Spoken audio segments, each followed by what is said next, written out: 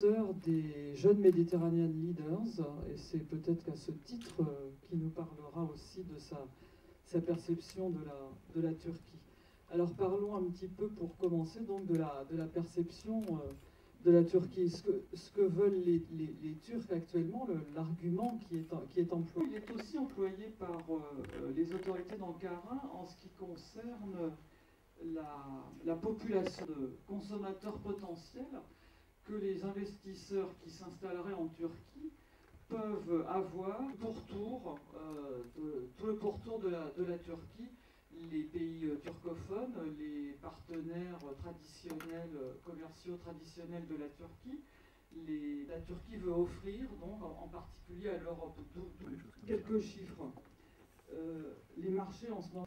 Et donc, j'ai regardé les taux d'intérêt à 10 ans sur les obligations turques. Et le taux de comparaison, le Brésil, puisque c'est un des grands BRICS, le plaisir de vous donner celui de la Grèce, qui est à 11,69%. Donc les marchés de la Turquie. Mais on peut ne pas donner de chiffres que d'Abu Dhabi à Moscou en passant par... C'est le fait que la Turquie a réussi à passer la crise économique mondiale grâce à ces banques qui sont en bonne santé. Donc, tout ça pour dire que tout va bien. Alors, je voudrais mettre au défi les valeurs ajoutées sur les produits manufacturés, qui est aussi trop faible. De la Turquie en particulier. Je viens du ministère des Affaires étrangères et je travaille maintenant dans un grand groupe franco-belge, je dirais, et bientôt avec une dimension britannique, GDF Suez, qui s'intéresse beaucoup au marché turc, mais au-delà de ça. Me poser une question sur les aspects négatifs de la Turquie, c'est un peu un contre-emploi que vous voulez me faire jouer, parce que moi d'habitude je vante plutôt les mérites de la Turquie. Mais je vais essayer quand même de répondre à votre question sur un ou deux points à la lumière de ma petite expérience sur les questions énergétiques et sur justement les raisons pour lesquelles aujourd'hui un grand groupe comme GDF Suez est présent en Turquie, mais se cherche encore un peu sur le marché turc. Pourquoi ? Mais on pourrait faire beaucoup plus. Je pense que l'obstacle majeur, c'est justement le fait qu'on n'est pas encore complètement dans l'Union européenne quand on est dans la Turquie. Et ce que je veux dire par là, c'est que je pense qu'il y a eu beaucoup d'efforts pour une harmonisation du contexte réglementaire, et une évolution très... Le marché énergétique qui le croît le plus vite aujourd'hui, le marché turc. Il y a un potentiel de croissance parce qu'il y a une démographie aussi très importante. L'âge moyen en Turkistan, en Turquie, peut devenir non seulement un hub, mais un marché très important pour le gaz, pour l'électricité. Génération, puisque c'est le thème de la soirée d'aujourd'hui, la nouvelle génération de jeunes Turcs, disons. Est-ce qu'elle a vraiment un potentiel très important, d'abord en tant que consommation? Merci beaucoup, Lisia. Et aujourd'hui, je vais, comme Lisia l'a dit, je vais partager mon point de vue marketing en tant que potentiel de la Turquie et le véritable pouvoir de la Turquie qui est sa jeunesse. Et comme il a déjà dit, l'âge médian de la Turquie étant 28 et 60% de sa population, qui est 72 millions maintenant, étant sous l'âge de 35, et la Turquie est vraiment, comme on dit, très jeune. Mais je ne vais pas passer la jeunesse de la Turquie comme ça, en donnant quelques statistiques. Il faut le voir un peu plus profondément. Et la jeunesse de la Turquie n'a aucune différence avec la jeunesse de l'Europe maintenant.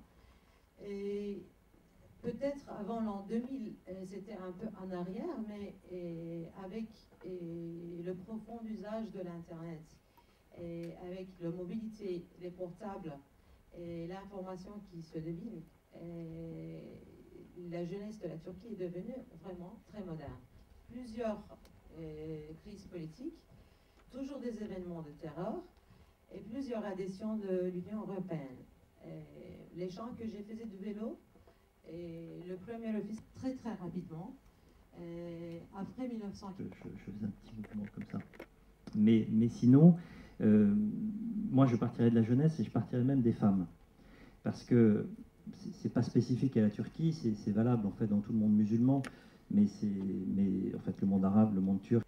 On est en train de passer de société traditionnelle dans le pays, tous les échelons, toutes les étapes d'évolution, reproductive, et il y a à l'intérieur de la famille leur liberté, leur autonomie.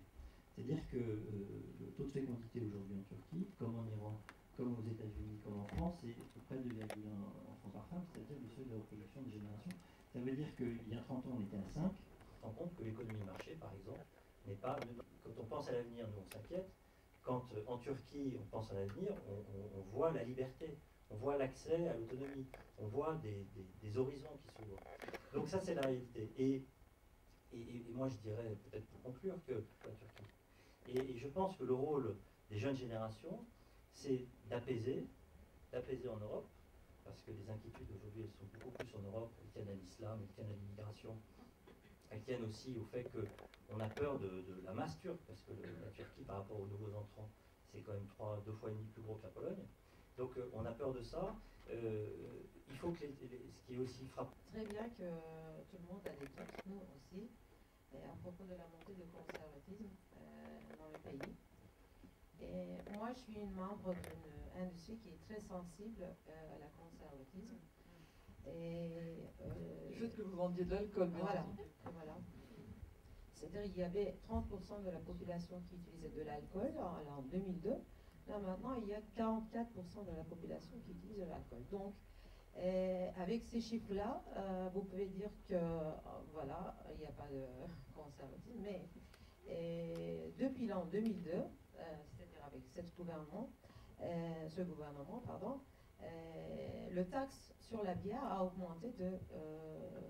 nous étions sponsors, mais nous n'avons pas pu publier notre marque à cause de réglementation, tandis qu'on pourrait en Turquie. Et quand c'était en France, personne n'a pensé que c'était du conservatisme. Donc, avec ces chiffres-là, oui, on peut douter, mais nous estimons pour le futur, pour les prochaines années,